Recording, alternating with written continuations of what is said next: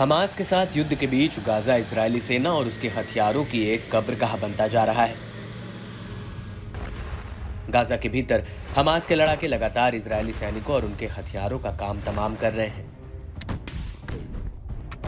इस जंग के आंच की आग में अब दूसरे देश भी तप रहे हैं, फिर चाहे वो लाल सागर में अंतरराष्ट्रीय शिपिंग रूट पर हमला हो या सीरिया में हो रहे अमेरिकी सैनिकों पर हमला। इस सब के बीच एक बार फिर गाजा पर इजरायली हमले के लिए वॉशिंगटन के समर्थन पर बढ़ती अमेरिका विरोधी भावनाओं के बीच सीरिया के पूर्वी प्रांत दयार अल ज़वार में बड़ा हमला हुआ है।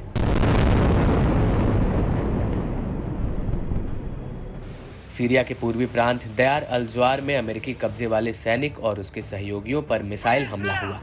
इस हमले की जानकारी रूसी समाचार एजेंसी ने दी है।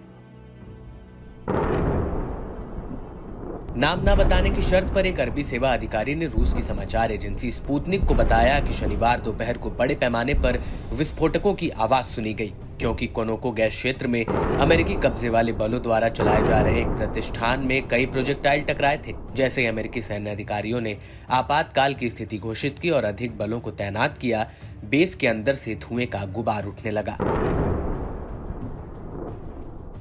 आतंकवाद विरोधी लड़ाकों के एक समूह इस्लामिक रेजिस्टेंट इन इराक ने इराक और सीरिया में अमेरिकी सैन्य ठिकानों पर अधिकांश जवाबी हमलों की जिम्मेदारी ली है। संयुक्त राज्य अमेरिका, इजरायल के सबसे बड़े सहयोगी, ने गाजा युद्ध की शुरुआत के बाद से कब्जे वाले शासन को हथियारों और गोला बारूद की एक खेप भी दी है। बता दें कि वॉशिंगटन ने संयुक्त राष्ट्र सुरक्षा परिषद के प्रस्तावों को भी वीटो कर दिया है, जिसमें शासन ने अपनी आक्रामकता बंद करने का आह्वान किया था। इजरायली सेना का हमास के कब्जे वाले गाजा में ऑपरेशन ऑल आउट मिशन जारी है। इजरायली बलों ने जमीन से आसमान और समंदर के जरिए गाजा पर जबरदस्त तबाही मचाई है। गाजा में भीषण जंग के चलते 33,000 से ज्यादा लोगों की मौत हो चुकी है। आधी से ज्यादा आबादी शिविरों में रहने को मजबूर है। गाजा की बड़ी आबादी के सामने भोजन और पानी का संकट है।